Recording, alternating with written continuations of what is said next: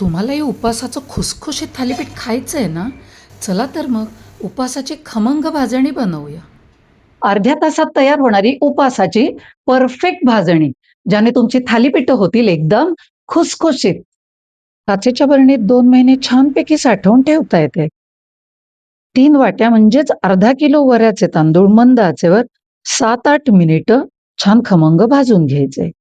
2 वाट्या म्हणजेच पाव किलो राजगिरा 6 ते 8 मिनिटं मंद आचेवर भाजायचा आणि ताटात काढायचा.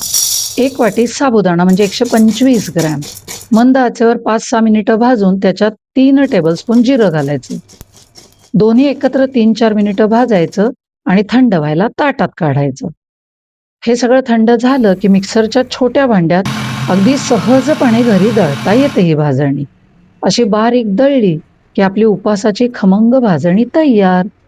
बाटलीत भरली की हवी तेव्हा वापरता येते. 1 वाटी भाजणीमध्ये पाऊण चमचा तिखट, किसलेला मध्यम आकाराचा बटाटा, 2 टेबलस्पून भाजलेल्या दाण्याचं कूट आणि मीठ घालायचं.